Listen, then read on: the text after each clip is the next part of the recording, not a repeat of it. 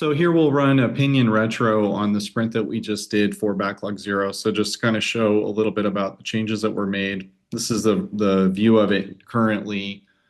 This is kind of the last view of it that I had in my bash terminal, the separate one. So we had a couple of things that were still left over. So one was considered in progress, one was planned. So, again, these should agree now, and they do. Also, really need to highlight how fast all of this went. So I didn't really emphasize that previously.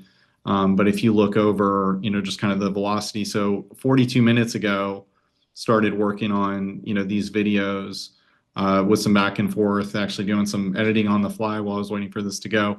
So managed to get through 8 different tasks for this sprint in, basically less than 45 minutes. Not bad. This is several hundred lines of code that are all, passing the tests, including new ones that have been added. As I said, this is not necessarily something that we would consider moving forward with because it was done really faster than humans could review, myself certainly, reviewing that much code in that little time. But Pinion's able to work at this pace and able to do so, as I mentioned before, it's operating at a very, very small edit. So I do get a little concerned sometimes the balance points between, over planning and under planning. But certainly for the kind of thought that you should be putting into the sprints that you're planning and the work that you're doing in software development, probably a really good idea to make these the tightest edits that you can and have them under some kind of control. So once again, fresh chat. Pinion retro, the agent's supposed to be able to figure out what that means. So I'm going to go and pull that off the screen, and I'll put a pause in this video so we can actually look at the sprint together, the retro for it when it's done.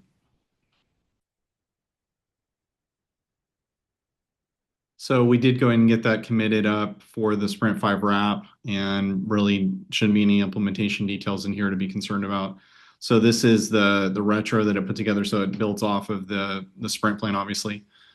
Pretty normal to do that. Did defer some work out that we should take a look at. This is really everything that it has self-reason about. So obviously, we'll check for correctness on that in a deeper review, especially if we decide to move forward with this code.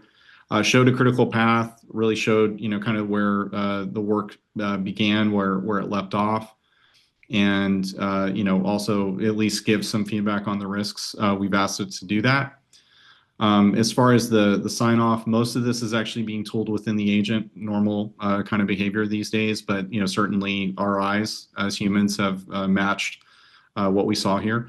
And then the retro basically just, laying out, based on the way that we like to write retros, what was there.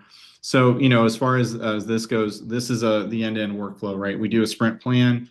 It builds out the work units based on whatever was actually in the planning documents that we provided to it. It is certainly referencing things like the PRD and so on to arrive at what it knows about the code base and where it needs to go from there. We ran through Pinion Goes on all of the task units very quickly, less than an hour, and then asked it to run a retro for us as well. So that's kind of a 1, 2, 3.